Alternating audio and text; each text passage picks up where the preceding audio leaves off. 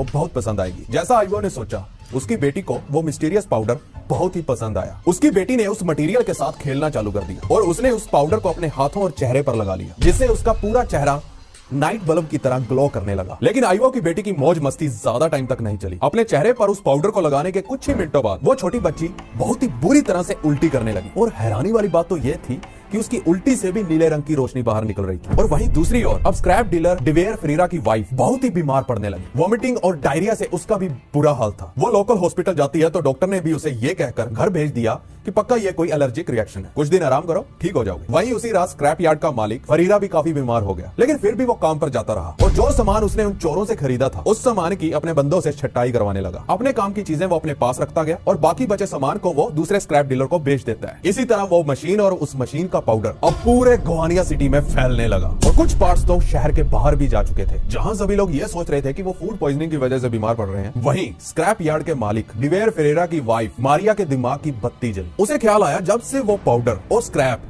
हमने अपने रिलेटिव्स को दिखाए हैं, हम सब बीमार पड़ रहे हैं। हो ना हो ये कचरा ही सभी बीमारियों की जड़ है। देखिए, मारिया इतनी पढ़ी लिखी तो नहीं थी, लेकिन जब डॉक्टर ने उसे कहा कि उसे सिंपल एलर्जी हुई है तो वो चुप करके नहीं बैठी, क्योंकि उसे अंदर से आवाज आ रही थी कि जब से ये पाउडर घर में आया है तब से वो और उसके रिश्तेदार बीमार पड़ रहे हैं, क्योंकि उन्होंने भी उसे टच किया था। मारिया से चुप ना बैठा गया तो मारिया ने अपने एक वर्कर जेराल्डो ला सिल्वा को उस बोरी को उठाने को कहा जिसमें वो पार्ट्स और पाउडर था, और फिर ढेरों लोगों से भरी पूरी फुल बस में बैठकर गोवानिया के डिस्ट्रिक्ट हॉस्पिटल में पहुंच गए। और वो उस कबाड़ की बोरी को डॉक्टर के डेस्क पर पटक कर बोली, मुझे कोई एलर्जी वलर्जी नहीं है, ये है साली वो चीज जो हमारे पूरे खानदान की जान ले रही है और हमारे रिश्तेदारों को भी मार रही है। डॉक्टर भी सोच में पड़ गया। फिर उसने मारिया से कुछ सवाल पूछे, इसने कितनों को बीमार किया और यह कबाड़ आया कहां से, वगैरह वगैरह। Q&A के बाद डॉक्टर को लगा यह किसी प्रकार की ट्रॉपिकल डिजीज हो सकती है, जैसे कि डेंगू या चिकनगुनिया। इसलिए डॉक्टर ने मारिया को नियरेस्ट ट्रॉपिकल डिजीज क्लिनिक में भेज दिया। मारिया के जाने के बाद डॉक्टर को कुछ तो अजीब लग रहा था, उसे घबराहट होने लगी और वो खांसने लगा। उसने उस कबाड़ को उठाया और हॉस्पिटल के बाहर एक टूटी हुई चेयर पर रख दिया। वो कोई चांस नहीं लेना चाहता था। देखिए, डॉक्टर के इसी डर के चलते उसने फोन उठाया और सीधा हायर अथॉरिटी का फोन लगाकर इसको रिपोर्ट किया। उधर मारिया और उसका वर्कर ट्रॉपिकल डिजीज क्लिनिक में पहुंचे। वहां पहुंच उन्हें पता चला